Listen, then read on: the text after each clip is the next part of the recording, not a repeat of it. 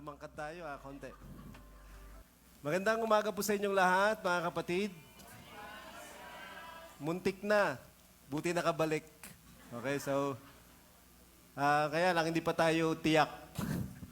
Medyo, maraming marami akong kukwento sa inyo. Saka na natin pagkwentuhan. Okay, so, welcome po sa ating, meeting ngayong Sunday at magiging masaya siya. Kasi nandito tayo para pagsaluhan yung blessing ng Panginoon. At ito yung ating pag-uusapan ay basic lang sa atin. Okay, tungkol sa kaligtasan, syempre, yung pinakamahalagang pagpapala ng Panginoon kasi hindi naman natural at physical yung pagpapala ng Panginoon na kundi yung spiritual na kalagayan natin. At yung kaligtasan na kanyang binili, di ba, na kanyang dugo at ng buhay niya. So, ito yung pag-uusapan natin, change, pagbabago. Okay? God's means of redemption in Christ and renewal in the Holy Spirit from the Apostle John.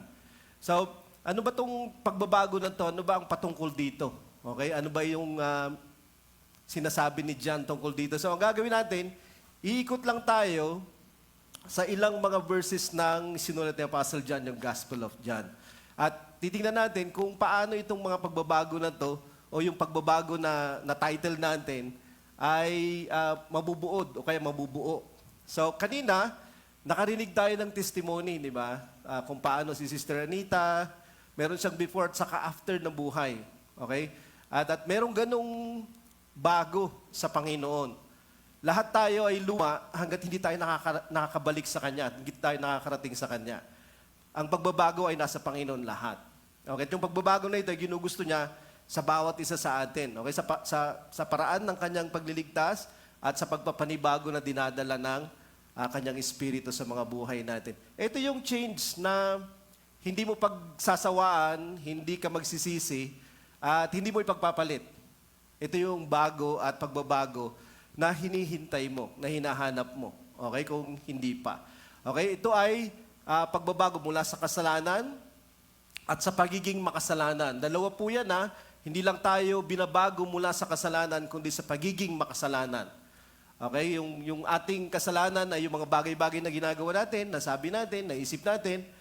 Pero yung sinfulness, ito yung pagkagusto na gumawa. Ito yung tinutukso sa atin ng kaaway. At kaya tayo mayroong tendensiya na bumagsak. Ang tawag dyan ay makasalanan. Okay? Hindi ka pa gumagawa, pero meron tayong ganong pagkagusto. At kahit doon, dito sa nasanay na gawi na ito, na paggawa na ito, ay babaguhin din tayo ng Panginoon. So, di lang tayo liligtas sa kasalanan, kundi sa pagkamakasalanan. Ito yung pag-uusapan natin dito sa change. Ano yung means of God, okay, ng redemption through Christ, renewal by the Holy Spirit, at paano ito ikwinento ni Apostle John at naapektuhan yung kanyang buhay. So, sisimulan natin sa John 1, verse 1 to 2. Sabi dito, nung pasimula, naroon na ang tinatawag na salita, yung berbo. Okay, ang salita ay kasama ng Diyos at ang salita ay Diyos. Sa simula pa ay kasama na siya ng Diyos sa verse 2. So, nung pasimula, yung Gospel of John, nagsimula siya na ikinikwento yung tungkol sa salita nung pasimula na kasama ng Diyos at Diyos. Bawat Gospel, lalong-lalo na yung Matthew at saka Luke, nagsisimula yung gospel. Ang gospel ay talambuhay ni Jesus Christ, by the way. Kwento ito ng Panginoong Yesus. Okay? At ano ang dahilan kung bakit siya pumunta rito? At yung mga mahalaga na dapat maintindihan tungkol sa Kanya. Nagsimula yung ibang mga gospels sa pagiging tao ni Jesus. Nagsimula yung Matthew, for example, sa genealogy. Ganon din yung Luke sa genealogy. Pero yung John kakaiba. Kasi kwento din ito ni Jesus Christ, pero nagsimula siya in the beginning. Nagsimula siya sa eternity. Hindi siya nagsimula sa isang pasimula. Hindi siya nagsimula sa isang pansamantalang kalagayan. Hindi siya nagsimula doon. Hindi siya nagsimula sa history. Kundi mababasa natin na siya ay nasa pasimula at nilikha ang lahat ng bagay sa pamamagitan niya. Wala pang nalilikha. Yung time ay nilikha, yung matter ay nilikha, yung space ay nilikha, yung energy ay nalikha. Pero bago pa yon, nandun na itong berbo na ito, itong salita na ito. Sumasa Diyos, kasama ng Diyos at Diyos. Yung berbo na ito ay tawag kay Jesus Christ. Ito yung kanyang pangalan. Hindi talaga siya salita na parang naririnig natin, kundi pangalan niya yung salita. Eventually, sa second coming niya, ito yung second coming niya, sa Revelation 19 verse 13, merong nakasulat sa kanyang hita na salita ng Diyos. Okay? Yan yung kanyang pangalan. Yung tinatawag siya na salita ng Diyos, si Jesus, the Word of God. So, pangalan niya po yun. Okay? Kasi, yung buong salita, yung buong Word of God, yung buong Biblia ay patungkol sa Kanya. Actually, kahit yung kasaysayan ay tungkol sa Kanya, di ba? His story, ang history, kung sakali. Tapos itong eternal na to, na lumikha, na ang pangalan niya ay Berbo o Salita, nagkatawang tao. At eventually, siya yung kaisa-isang anak ng Diyos, ng Ama. Okay? So, nandito yung dalawang personality, yung anak at yung Ama. Kanina, nabasa natin yung dalawa ding personality, di ba? Sa umpisa, yung Diyos at yung salita, yan din yung Ama at yung anak. Okay? Nandun sila sa pasimula. Pero nagkatawang tao yung salita, yung eternal, yung creator. I-picture nyo lang sa isipan ninyo, yung walang hanggan, naging pansamantala. Yung hindi makontain ng physical na nilikha ay nakontain siya ng hindi lamang isang geographical location, pwede mo na siyang malocate. Hindi lang yon, pwede mo siyang mapuntahan at pwede mo siyang makausap. Physical. Di ba? Naging kasama siya sa temporal na nilikha niya. Pwedeng hindi, pero siya ay sumama doon. Ito yung ibig sabihin nito, nagkatawang tao yung salita. At nakita namin ang kadakilaan niya bilang kaisa-isang anak ng Ama. At parang ito ulit yung ginawa ng Diyos, kasi siya yung Diyos, di ba? Kasama ng Diyos, yung berbo na nagkatawang tao. Parang ganito yung ginawa niya ulit sa Old Testament. Kung nabasa na natin yung mga kwento sa Old Testament, yung Diyos dati, siya ay nakatira sa tabernakulo ni Moses. Eventually, nakatira siya sa templo ni Solomon. At ganito ulit yung ginawa ng Diyos dito. Sa isang physical na kalagayan, siya ay tumahan kasama natin. Kasi isa sa mga pangalan ni Jesus Christ ay Emmanuel. Ang Diyos ay sumasa atin. Okay, God with us. Okay, at muli, nandito ulit siya sa pansamantalang kalagayan, sa temporary na lalagyan, at siya ay nagtabernakulo sa atin. Okay? Yan yung ibig sabihin ng nagkatawang tao dyan. At siya yung anak ng Diyos. Di ba? Eventually, siya yung anak ng Diyos. At yung gumawa ng langit at luma, yung nagplano ng tungkol sa akin, nandun na siya at naging baby at nilalampinan siguro, pinapagatas, o kaya naman, hinuhugasan ng puwet, etc., etc. Yung gusto kong isipin natin is, naranasan niya to eh. Pero bakit niya ginawa yung lahat ng mga bagay na to? Okay, bakit niya ginawa lahat ng mga bagay na to? So, nung dumating siya ay punong-puno. Ano ang pumupuno sa kanya? Sa kanyang physical na kalagayan, sa maikling buhay na meron siya na 33 years, ano yung pumupuno sa kanya? Biyaya at katotohanan. Biyaya at katotohanan. Bakit yun yung pinili niyang pumuspos sa kanya? Kasi kapag biyaya lang yung pupuno sa kanya, pwede tayong maging spoiled lahat. Kasi bibibiyayaan ka niya lang, ibibigyan ka na rin niya ng bibigyan. Lahat ng hilingin mo, ibibigay niya. Di ba? Ganun yung mapagbiyaya, ganun yung pananaw ng mga tao sa Diyos minsan eh. Lahat ng hilingin ko sa Diyos kasi mabuti siya, ibibigay niya sa akin. Pero subukan mong gawin yan sa mga bata, sa anak mo. Magiging spoiled yun. Kapag ibibigay mo sa kanya lahat, magiging bratinela yung mga tao at bratinelo sila. Bakit hindi katotohanan lang? Di ba? Bakit hindi na lang katotohanan yung pumuspos sa kanya? Kapag katotohanan lang, magiging stricto siya masyado. At kapag ikaw ay nakagawa ng mali, paparusahan ka niya kaagad. Kasi katotohanan eh. Di ba? Hindi niya pwedeng i-sacrifice yung truth. Just yun. Kung ano yung karapat-dapat, ibibigay niya sa iyo. Pero, meron siyang biyaya at meron siyang katotohanan. Okay? Yung God na ito na nagkatawang tao, nung dumating siya, ito yung kanyang daladala, ito yung pumupuspos sa kanya. Ayaw niya na hindi mo ginagawa yung katotohanan, pero merong sasalo sa iyo sa kanyang puso upang ikaw ay manatiling kasama niya o makakasama niya. At sa palagay ko, ito ay magpapatuloy hanggang sa walang hanggan sa atin. Kung tayo ay mabibigyan ng pagkakataon na makasama yung Panginoon, walang hanggan, kasi yun yung pangako niya, yun yung tinatawag niyang kaharian niya, ay punong-puno pa rin siya ng ganyan. At nandun tayo dahil sa kanyang biyaya at sa kanyang katotohanan. So, sa verse 18, wala pang nakakita sa Diyos, sabi dito, kahit kailan. Ngunit ipinakikilala siya sa atin ng kanyang bugtong na anak, na Diyos din nga at kapiling ng Ama, nasa bosom of the Father. Kasi kasama niya palagi yun, di ba? Sumasa kanya ang Diyos, sabi kanina sa verse 1. At hindi natin makikita yung God, yung Spirit, yung Holy Spirit at yung God the Father, hindi natin makikita. Okay? Pero, kapag makikita natin yung God sa pamamagitan ng kanyang bugtong na anak, yun yung kanyang nilayon na maging set up ng lahat. So, nandito yung divinity ni Jesus Christ. Hindi na natin pupuntahan yung divinity ng Holy Spirit, na ang Espiritu Santo ay Diyos. Meron din siyang persona ng pagka-Diyos. Pero, ito yung konsepto ng mga persona ng pagka-Diyos sa Godhead o tinatawag na God. Merong isang God, pero merong tatlong persona. Okay? At kung gusto nating makita yung God, kung gusto nating makilala yung God, magkaroon tayo ng relationship kay Jesus Christ. Makikita natin siya, maiintindihan natin siya, at ipapakilala niya sa atin yung God kung sakali, sa physical na kalagayan natin. Kasi hindi natin siya maiintindihan, hindi natin siya malilirip. Kung alam niyo yung ibig sabihin ng lirip, yun yung pumasok sa isip ko eh. Tumatawa si ate, So, kapag gagamitin natin yung mga pansamantalang kalagayan natin, hindi natin siya matatarok, hindi natin siya mapafathom. Okay? Itong God na to kasi siya eternal. So, nung dumating siya, naunang dumating yung kanyang, hindi ko alam kung pinsan niya to or kamag-anak. Okay? Kuya niya, si John the Baptist. At si John the Baptist, siya yung pinakahuling propeta, okay, ng Old Testament.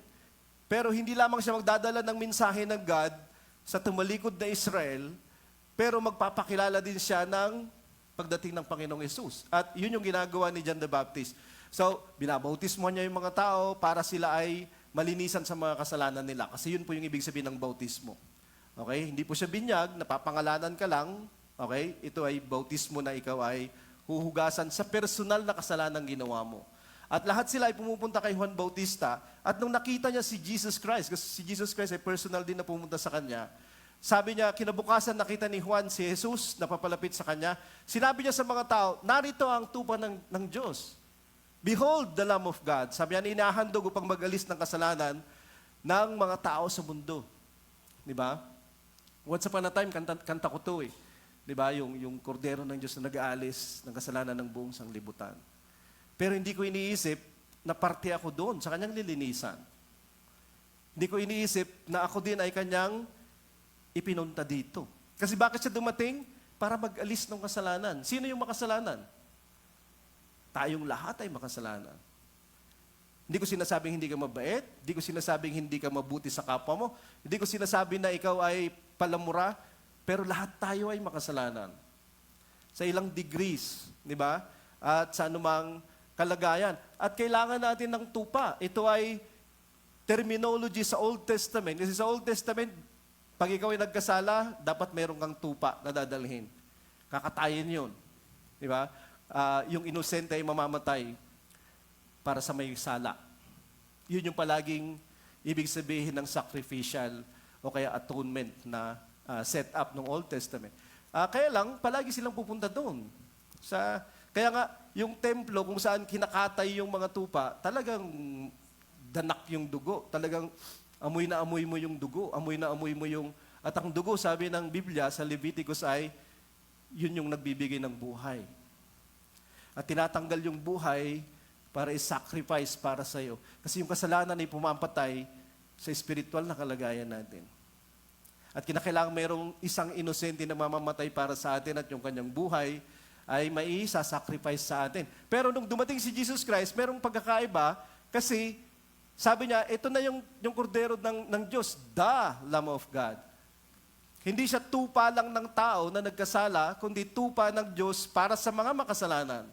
Ito yung answer ng Panginoon sa paulit-ulit na ginagawa ng mga tao, okay, para matapos na si Jesus Christ. Di lamang para sa kanila noon, para sa atin ngayon. Hindi lang para sa taga-Israel, kundi sa buong sanglibutan.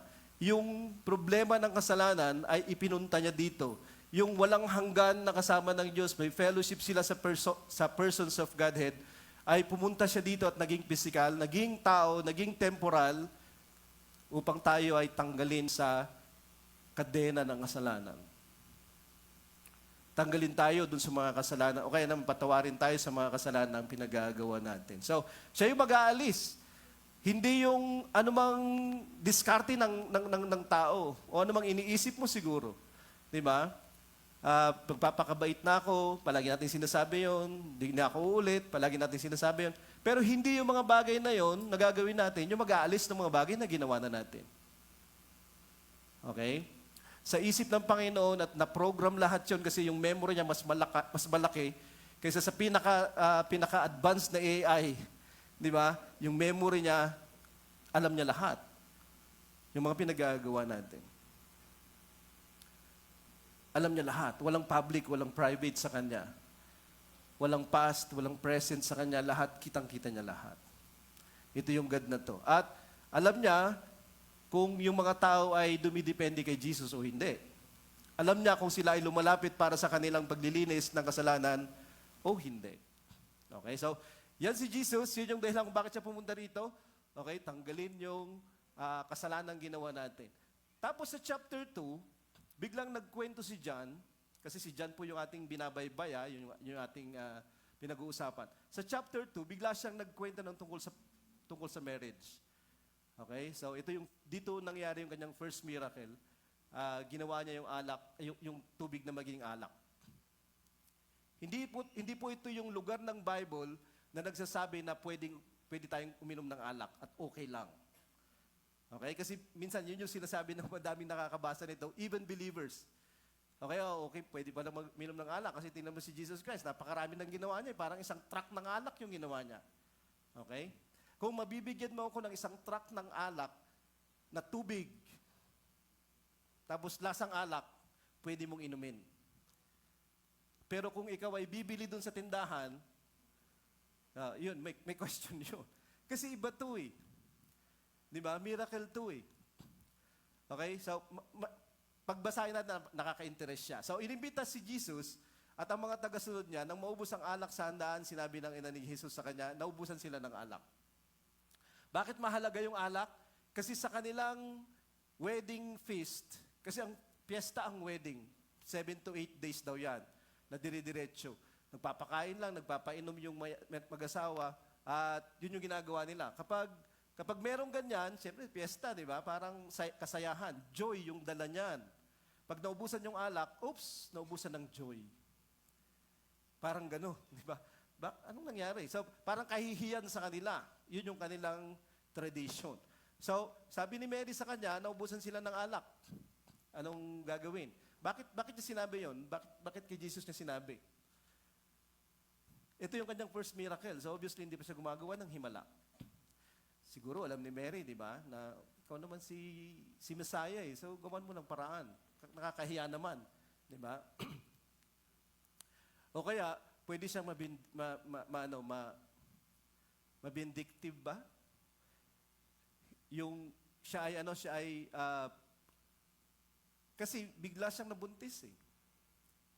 Nang walang ama. At obviously, alam ng mga tao yun. Okay? Lumubo yung tiyan niya eh. Hindi pa naman sila kinakasal lang. Diba? Pero kung Messiah yung kanyang dinadala, merong paliwanag. Okay? At malamang yun yung iniisip ni Mary. Ito na yung pagkakataon ko, mawawala ako sa kahihiyan kung sakali. Okay? Kaya lang, hindi sana niya gagawin. Di ba? Sabi niya, hindi pa oras ko. Di ba? Hindi pa ito yung oras ko ng paggawa.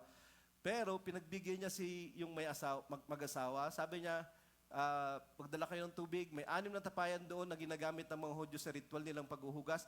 Ang bawat tapayan ay naglalaman ng 20 hanggang 30 galon ng tubig. Gano'ng kalaki yung galon? Nakita na kayo ng galon, di ba? Yung malaking Wilkins. Okay? So, marami yun. Bawat tapayan, 6 na tapayan yun eh. Yung tapayan na yan, ginagamit nila sa paghuhugas ng paa. Kapag bisita ka ng kanilang bahay at yung bahay nila o yung tao ay na nagmamayari ng bahay ay mayaman, marami siyang tapayan. Kasi yung mga pinakamababang alila, sila yung naguhugas ng paa. At madudumi yung paa dati kasi hindi naman ispaltado yan eh.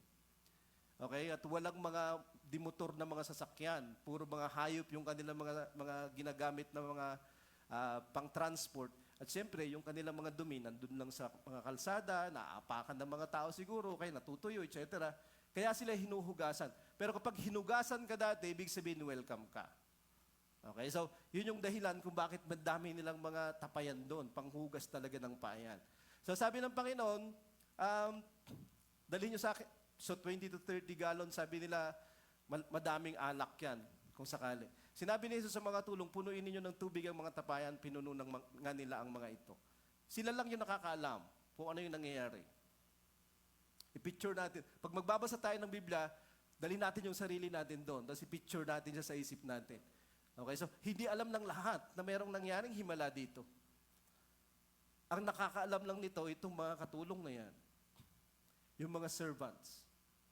And we are all servants. At minsan tayo yung unang-una na makakaranas ng pagpapala kahit na pinagpapala ni Lord yung pinagpipray natin, kahit na pinagpapala ni Lord yung wini-witnessan natin, tayo yung mas napupuno ng pagpapala bago sila. Kasi nakikita natin yung nangyayari sa kanila. Kaya nga maganda na maging servant, maging katulong, maging alila ng Panginoon. Pagkatapos, sinabi ni Jesus sa kanila, sumalok ka at dalhin sa namamahala ng handaan. Sumalok nga sila at dinala sa namamahala. Mayroong head nung handaan. Okay? So, ano bang tawag sa head ngayon yan? Parang ano nga ba yung may mga ganito din kapag mayroong party? Coordinator, yung organizer, di ba? So, pinatikim nila sa organizer. Hindi niya alam na yun ay galing sa tubig. Kasi sinusunod lang nila ng sinusunod si Lord. Eh. Sumalok ka, dalhin mo. Hindi natin alam kung kailan nagbago yung tubig sa alak. Nung nandun ba siya sa loob ng tapayan, nung dinadala ba siya, pagkainom ba nung namamahala, tapos biglang nag-magic. Di ba? Hindi natin alam. Pero basta merong kakayahan yung Panginoon na gawin yung mga bagay na ganito. Okay? So, tinikman ng namamahalang tubig na naging alak. Hindi niya alam kung saan nanggaling ang alak, pero alam ito ng mga katulong na sumalok. At sila ay bumilib. Oops, yung pinaka-best, nandito pa pala, di ba? Hindi mo pa binibigay yung lahat na namangha sila eh. Kasi yung best ay, sabi nila, baka dahil yung iba, inuuna yung mga pangit na alak eh. May pangit na alak ba? Hindi ko alam, di ba? Siguro yung hindi ka agad nakakalasing. Or, may panlasa sila eh. Di ba may mga connoisseur, yung mga taga-tikim, ginaganon-ganon pa nila yan, naamoy-amoy. Tapos, sa mga gilagid, dinadala-dala. So, oops, ito yung maganda. So, siguro may ganon. At yun yung tagapamahala. Pero yung point is, yung best nasa dulo. At lahat ng ito, picture siya ng pagliligtas ng Panginoon. Hinuhugasan sa Old Testament yung yung purification dyan, Old Testament yan, na law. Pero si Jesus Christ, darating siya at yung kanyang dugo yung huhugas sa mga tao. Hindi ko alam kung white wine yan, pero malamang red. At yun yung blessing. At kapag tayo ay susunod sa Panginoon, medyo bako-bako, mayroong mga ganun pa din sa buhay natin. May mga problems, may mga trials, siguro may mga sakit, etc., etc. Pero huwag kang mag-iisip na nalugi ka kasi sa dulo, palaging best is there. Kapag hindi tayo kasama ng Panginoon, na hindi tayo servant ng Panginoon o saved ng Panginoon, yung dulo natin, yun yung pinakamasahol. Pero kapag nag-serve ka, even if yung buhay mo, ibwis mo, yung best ay naghihintay sa'yo. Hindi dito sa mundo na to. Hindi dito sa mundo na to. Magkakaroon ng change. Okay? At lahat ng, yung changes na to ay dire-diretso. Pag tinanggap natin yung kapatawaran, tinanggap natin yung kaligtasan, pag nagpapatuloy tayo, nakikita natin yung mga tao na apektuhan ng testimonies natin, na apektuhan ng mensahe natin, na apektuhan ng kaligtasan na dinadala natin sa mga tao, Nachi-change tayo ng nachi-change. Pero, hindi pa matatapos yan kasi eternal po yung change na ginugusto ng Panginoon. Kasi even sa eternity, meron pa rin pagbabago. Madadagdagan ka pa din. Pupunuin ka pa din. Okay? At katulad ng kinikwento dito, iba siya. Dahil, ilalabas niya dun sa eternity niya yung best. Palaging merong best sa lahat ng mga kalagayan natin habang nagpapatuloy tayo. So, ito yung mapipicture mo dito sa mga kwento na to. Yes, this is historical. It happened. Di ba, meron talagang wedding. Ito yung tradition na ginagawa nila. Pero, amidst dito sa kwento na to, sa gitna ng mga salita, sa mga kwento na to, ng mga words na makikita natin yung isa pang picture na gustong ipahayag sa atin ng Panginoon spiritually. Okay? So, gusto niya na maging masaya tayo, pero yung kasayahan ay nasa paglilinis niya kung tatanggapin natin. Tayo gusto natin maging masaya lang. Gusto lang natin pumasok sa kanyang langit, pero anong itsura natin? Gusto niya tayo maging, di lamang prepared, gusto niya tayo na maging karapat-dapat kung sakali dun sa kanyang inihahanda para sa atin. So, yung sumunod na tagpo, nandun na siya sa temple, si Jesus Christ. So, binisita niya yung temple at doon, nagsalita siya, medyo nagalit siya dito. Okay, so, tapos eventually sabi niya, kasi yan yung tirahan niya dapat eh. Okay? Yan yung kanyang bahay dito sa lupa. Di ba? Tapos sabi ni Jesus sa kanila,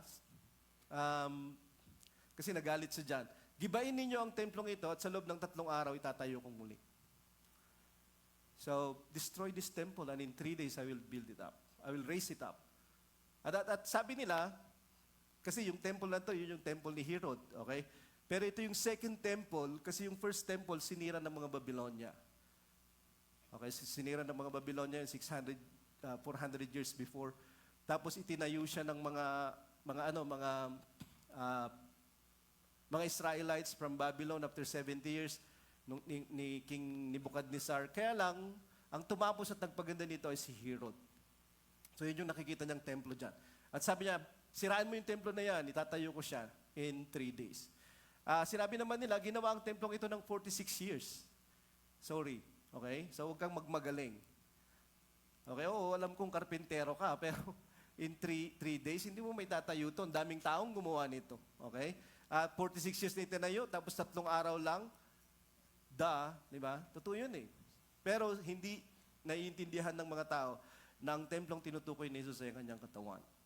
Kasi yung templo, yun yung tahanan niya, di ba? Tabernakulo siya dati, nung time ni Moses, nung time ni Solomon, templo na siya. Excuse me. At doon siya tumitira. At ang sinasabi ni Jesus, yung God hindi natitira sa temple. Hindi siya titira sa templo na yan. Magtatayo na ako ng panibago. Sa 3 araw. Namatay si Jesus Christ ng 3 days. At nung nabuhay siya ulit, nagsimula yung church. Yung kanyang katawan, the temple of God. Na binubuo ng mga tao na hindi lamang naniniwala kay Jesus, sumusunod sila sa Kanya. At mayroong pagkakaiba yung naniniwala lang at naniniwala na sumusunod. Hindi rin pwede na sumusunod ka lang na hindi ka naniniwala o nananampalataya. Dapat nananampalataya ka at sumusunod. Kasi napakadali yung maniwala lang. Napakadali yung sabihin, nagtitiwala ako sa iyo. Pero hindi mo naman gagawin yung sinasabi niya. Pero magpapatuloy ka pa rin sa gusto mo. Kasi sa palagay mo, mas matalino ka kaysa God. Yun talaga yung ginagawa mo. Di ba? Doon sa pinaniniwalaan mo, mas matalino ka talaga kasi hindi mo siya susundin. Kahit anong mangyari, hindi mo siya susundin. O kaya, 50% susunod ka. O kaya, 70% gagawin mo. Yung iba, hindi na. Okay? So, titira siya sa temple kung saan yung kanyang katawan ay itatayo daw niya ng 3 days. At yun yung ibig sabihin ng mga bagay na ito. So, parang hindsight yung pagbabasa natin. Kasi alam na natin yung kwento eh. Di ba? At sinasabi ng Bible na yung temple, yun yung katawan ni Jesus Christ at yun yung church. So, babaguhin na niya yung system. Hindi na siya titira dun sa building. At hindi na siya titira sa mga building. Kahit dito, hindi siya tumitira dito. Tumitira siya sa mga mananampalataya. Sa mga tagasunod niya. Okay? Sa paanong paraan siya titira. Okay? Pagkatapos ng chapter 2, chapter 3, ikinikwento niya dito sa isang conversation, kasama ng isang tao na matalino, marunong sa scriptures, matanda na, tapos sinabihan niya na kinakailangan kang ipanganak na muli. Okay? Upang maging okay ka sa God, upang maging tanggap ka ng Diyos at magkaroon ka ng blessing na makapasok sa presensya niya. Sinasabi niya dito sa John 3 verse 3, sinasabi ko sa iyo ang totoo, hindi mapapabilang sa karya ng Diyos ang hindi pinapanganak na muli. Unless a man be born again, he cannot see the kingdom of God. Hindi niya makikita yung karya ng Diyos. Okay? At madaming churches, madaming Christian organizations na itatayo natin dito sa mundo. At pwede tayong magtayo, kahit isa-isa tayo, magtayo tayo ng mga churches. At pwede natin papasukin yung mga tao sa mga churches na to. At pwedeng dumami sila ng grabe-grabing dami. Pero yung question din is, papasok din ba sila sa kingdom of God? Paghaharian din ba sila ng Panginoon? Mapapabilang ba sila sa paghahari ng Diyos isang araw? Kasi part yan ng kaligtasan eh. Hindi ka lamang niya patatawarin, tatanggapin, papapasukin ka niya sa kanyang paghahari. At actually, eternal yon eventually. Okay, so sabi niya, pag hindi ka pinanganak na muli, hindi ito isang doctrine lang, di ba, na dahil ikaw ay hindi Catholic, so hindi ka born again, or ikaw ay hindi Methodist, so hindi ka iglesia, ikaw ay born again. Hindi ganun yung ibig sabihin nito. Okay? Actually, ito yung sinabi ng Panginoon para tayo ay mapabilang sa kanyang paghahari. Kanina, sinasabi ko, nung namamatay si Jesus Christ, ito yung kanyang sinusolusyonan, di ba? Para mabayaran yung kasalanan natin at malinisan yung mga kasalanan natin. Pero nabuhay siya ulit. Banal yung God. Okay? Kaya dumating si Jesus Christ kasi yung banal na God ay hindi sinunod ng mga tao. Nagkasala sila. Na-offend yung God. Angry yung Panginoon. At meron siyang karapatan kasi nilikha niya tayo. Banal siya. Tapos dahil sa kasalanan, tayo ay hindi na righteous. At hindi na tayo bagay. Okay? Hindi lang yon. Dahil nagkasala tayo sa Kanya, sa Kanyang korte, dapat paparusahan niya tayo. Hindi lang yon. Okay? So, siya ay banal. Siya ay merong kabayaran yung kasalanan na ginawa natin, kamatayan, yung sinasabi ng scriptures. Pero siya din ay loving na Diyos o benevolent na God. Ay, ano yan natin? Parang nakakabasa ka ng pag-iisip pa. Thank you, Ate Ruby.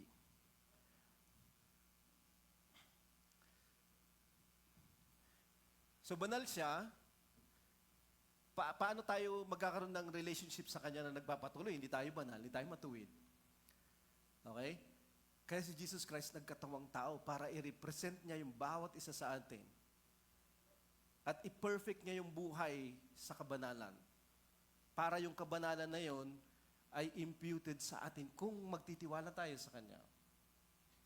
So, si God ay offended, si God ay angry sa kasalanan, pero dahil si Jesus Christ ay naging perfect ng paglalakad for 33 years sa pagiging tao, kasama ng weaknesses natin, katulad ng ating mga limitations, meron din siyang ganon. Natutokso siya, pero hindi siya bumabagsak sa kasalanan kasi may laman siya eh. Nakatulad ng bawat isa sa atin. Yun yung dahilan kung bakit nagkatawang tao siya. Di ba? Isa sa mga dahilan. Okay, tapos na perfect niya yung paglalakad.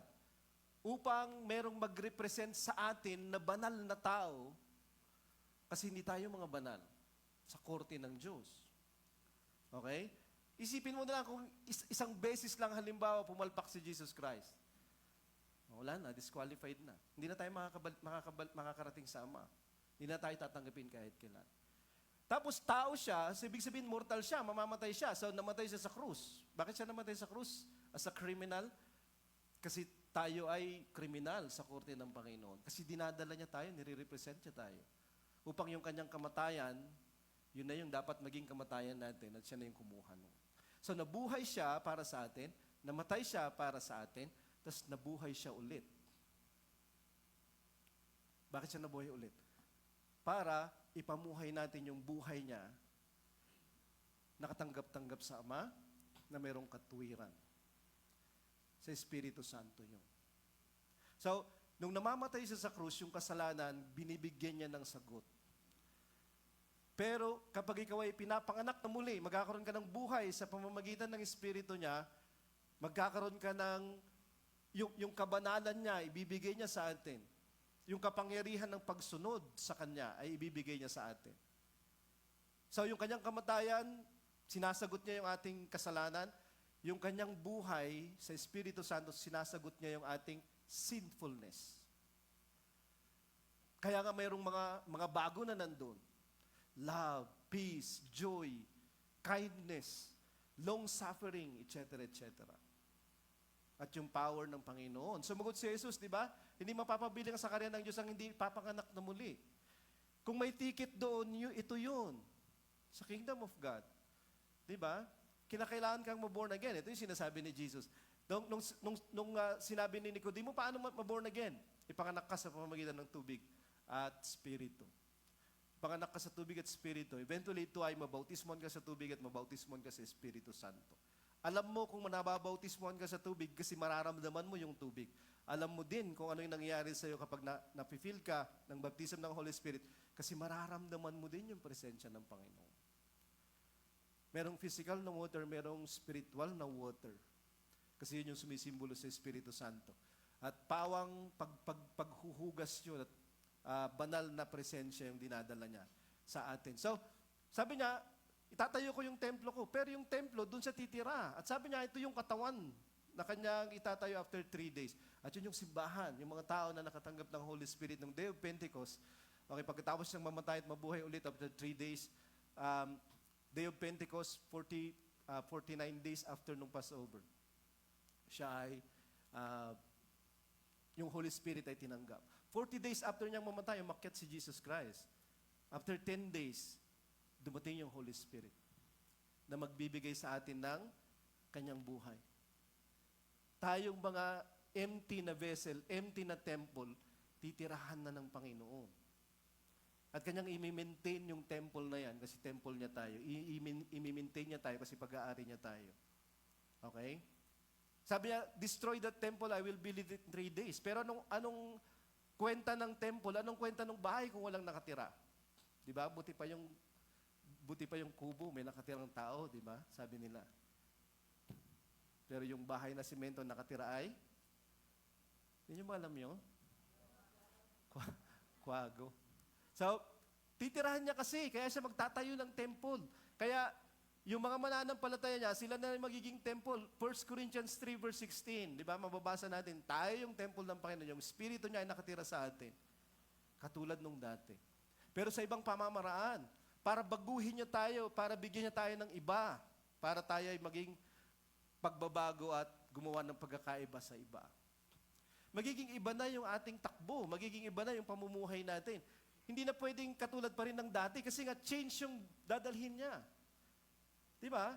Kapag dumating yung baha, tapos nilinis niya yung bahay, malilinis siya, no? Or magdadala siya ng dumi. Merong bago sa isang banda. Pero yung tubig na dinadala ng Panginoon ay pagbabago. Tubig din ito, ah.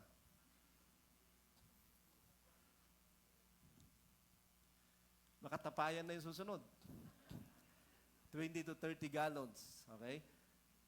So may pagbabago kapag dadalhin ng Panginoon itong kaligtasan na ito. Dinala niya ito ng personal.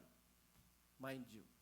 Okay? Pinadala ng Ama si Jesus Christ, pinadala ng Ama yung Holy Spirit para sa kabuuan ng kanyang pagliligtas, redemption at renewal na ito. Upang tayo maging mga bago. Kung dati, tayo yung mga luma, mga sira, mga madudumi, tayo ay bago na ngayon.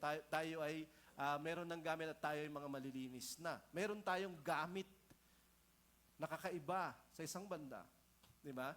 Alam na natin kung paano magmahal sa kapwa. Katulad ng pagmamahal ni Jesus. Hindi lamang katulad ng pagmamahal mo dati. O kaya nung pinakamagaling magmahal na tao na kilala mo. Hindi, si Jesus, yung God na nagkatamang tao. Yung umimbento ng lahat at nag-create ng lahat. Yung love ba? Kasi sabi niya, God is love. At yun yung pinagsasaluhan natin sa gitna natin. Kaya, mapipigilan mo yung sarili mo. Okay? Na huwag magalit, huwag magwala, katulad ng dati. Kaya mapipigilan mo yung bibig mo. na hindi na magsisinungaling, katulad dati. Kaya mapipigilan mo yung mga parte ng katawan mo, di ba? Na huwag manakit, siguro katulad nung dati. O kung hindi man, ikaw yung sinaktan. Pero makakaya mo na yung bago. Kasi ang ibig sabihin ng bagong panganak, bagong kamay, bagong mata, bagong isip, bagong bibig, hindi na katulad ng dati. Kaya kung naghahanap ka ng bago, ito yon. Di ba? At makakaya mo nang mag-serve kasi hindi ka na makasarili katulad ng dati. Kasi dito, puro makasarili lang eh. Para sa kasayahan mo, para sa gusto mo, para sa kapakanan mo. Kaya gagawin mo yung mga bagay-bagay. Pero hindi talaga yung sacrificial, hindi talaga yung gagawin mo without selfish motive or selfish agenda. At yun yung love ni Jesus. Yun yung love ng God. Di ba? At ito yung gagawin na natin na pamumuhay. Ito yung pamumuhay na magkakaroon na tayo. At alam mo ang tawag dito na pamumuhay? Ito yung totoong pagsamba. Ang pagsamba, hindi lang yung dahil kumanta tayo, nag-pray tayo, kundi yung buong pamumuhay mo. Pagkatapos ng Sunday, sumasamba ka kapag ikaw ay kasama ng pamilya mo, kasama ng mga kasama mo sa trabaho, kasama ng mga kaklase mo, kasama ng mga barkada mo. Kahit nasaan kang lugar, kahit anong oras, ikaw yung pagsamba. Kasi yung susunod sa chapter 4, di ba, sabi niya, dati sumasamba kayo sa templo, ngayon hindi na kayo sasamba sa Jerusalem. Kasi dahil sa Holy Spirit, ginawa na niya kayong mananamba kahit saang lugar. Sabi niya dito, tandaan mo, darating ang panahon dito sa babae na makasalanan na kanyang kinakausap. Sabi niya, ang mga tunay na sumasamba, sasamba-sama sa Espiritu at katotohanan. Hindi lamang sa Espiritu, di ba nakatanggap ka ng Holy Spirit, huwag kang tumigil doon. Basahin mo yung Biblia, sundin mo yung Biblia. Hindi ka lamang may karapatan na sundin yung Biblia, kinakailangan mong gawin yon. Kasi kapag hindi ka rin makakapaglakad sa Espiritu. O sa buhay na ginugusto ng Holy Spirit. Kapag aalis tayo dun sa sinasabi ng Scriptures. Di ba? Kasi ito yung hinahanap ng Diyos na sasamba sa Kanya. At ang pagsamba sa Scriptures ay not only worshiping in praise and prayer, kundi in service. Yung buong-buong pamumuhay ng tao. Sabi niya, ito yung hinahanap ng Ama. At available na sa atin ngayon. Namatay na si Jesus Christ, nabuhay na siya ulit. Umalis na siya, binigay na niya yung Holy Spirit. Pwede na nating ikwento, pwede na matanggap ng mga tao. Kaya lang hindi nila yun pinag-aaksayan, hindi nila yun kinaka-excite. Di ba? Yung pagkawala sa kadena ng kasalanan at pagkamakasalanan ay nandito na. Yun yung pinakamalaking problema natin. Kasi pwedeng ikaw ay nabubuhay na masaya, nabubuhay na mayaman, nabubuhay na malusog. Pero kapag namatay ka, haharap ka na sa Diyos. Kung Kristiyano ka, may ganon. At lahat ng mga bagay na yon, dito lang natin yung mapapakinabangan. Pero itong pinag-uusapan natin, itong ipinunta ni Jesus Christ, ito yung mapapakinabangan natin doon kapag tayo ay... Actually, kapag sumunod tayo sa ganitong paraan, mula dito hanggang dito, simula dito tayo mapapakinabangan na. Sa Romans 12 verse 1, hindi pa panghuli ito. Kaya mga kapatid, nakikiusap ako sa inyo, alang-alang sa maraming pagkakataong kinaawaan tayo ng Diyos, ibigay ninyo sa Kanya ang inyong mga sarili bilang handog na buhay, banal, kalugod-lugod, ito ang tunay na pagsamba. Yung pagbibigay ng sarili natin. Na naayon sa Kanyang kalooban, naayon sa Kanyang kabanalan, sa Kanyang kaluguran, sa buhay na ginugusto niya sa atin. Obviously, yung buhay na yun ay yung buhay ng Panginoong Hesus. Sa Espiritu Santo. Kaya kinakailangan mong born again. Sa tubig at Espiritu. Kaya kinakailangan mong dumipende sa sinabi, ginawa ni Jesus Christ para sa iyo. Ito yung change. Hindi natin itutuloy kasi syempre lahat ng mga talk mayroong hangganan, di ba? Pero yan yung change na sinasabi sa sandaling kwento ni Apostle John, di ba? Yung redemption ni Jesus Christ, renewal ng Holy Spirit. Pero hindi lamang ito from the Apostle John kasi sinulat niya yung gospel. Siya din ay nakinabang nito. Okay? Si John the Beloved, yung tawag sa kanya, siya din yung nagsulat ng Revelation. Ang tawag sa kanya, may bansag sa kanya. Okay, sa kanilang lugar, Boanerges yung tawag sa kanya. Mga anak ng kulog. Magkapatid sila, okay, si Santiago at siya, si James at saka si John, sila ay sons of thunder. Bakit? Bakit sila sons of thunder? Kasi sila ay pabigla-bigla, parang kulog, mainit kaagad. Meron silang maikling temperament. may problema sila. Anger management. Yun yung problema nila. Okay? Sa Luke 9 verse 54 to 55, dito, nang malaman na yun ng mga tagasunod ni Jesus na sina Santiago at si Juan, sinabi nila kay Jesus, Panginoon, gusto niyo po bang humingi kami ng apoy mula sa langit para sunugin sila? May mga makukulit na mga tao dito at sabi nila, Panginoon, gusto mo mag-pray kami sa Ama? Magpadala siya ng kidlat, tapos pagkikidlatin itong mga tao na to. Di ba? Katulad mo rin si John at ako. Yung PC niya maikli. Tao sila eh. Di ba? Pero sabi na niya, eventually, sa 1 John 4 verse 7, mga minamahal, mag-ibigan tayo. Sabi sa John 13 verse 34-35, mag-ibigan tayo katulad ng pagmamahal ni Kristo sa atin. Kasi kanyang napakinabangan yun sa buhay. At kanyang inilalakad yung buhay ni Jesus Christ. Dati siyang maikli yung pisi. Yung lahat ng marka at sinyalis ng pagiging makasarili at pagiging marupok nasa kanya.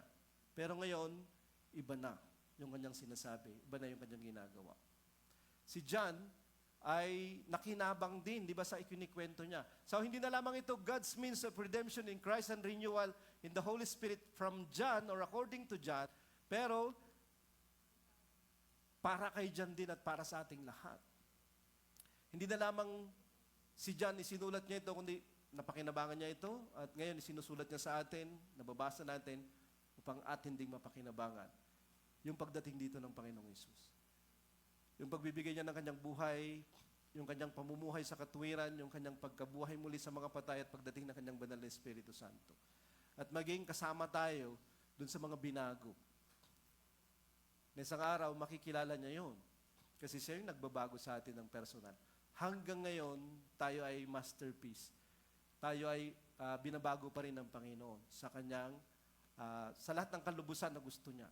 So, kung ikaw gusto mo ng pagbabago na ganito, na hindi lang ako yung makakapansin o yung pamilya mo yung makakapansin, kundi yung God mismo yung makakakita at siya mismo, inaantay niya yung pagbabago na yun. Dahil yun yung gagawin niya sa iyo. Pwede mong gawin, okay, yung ginawa ng mga tao na nandito din, na sinasabi ng Bible. Sa Acts 2:38, repent, be baptized, okay, sa lubog na tubig yon at ikaw ay tatanggap ng Espiritu Santo at magkakaroon ka ng kakayahan na magsalita ng iba't ibang wika. Okay, katulad ng nangyari sa mga apostol nung una. At naging part sila ng katawan ng Panginoon. Na hindi lamang sasamba sa Panginoon ng ganito, privately, kundi sila ay mabubuhay ng pagsamba sa Panginoon publicly upang makita ng mga tao na ang Diyos ay nagbabago pa rin hanggang ngayon, nagbibigay pa rin, nagpupuno, nagliligtas. Makikita na nila yun sa atin. At with that, gusto ko nang tapusin yung talk. Binibigay ko na kayo sa Sister Leslie. Thank you.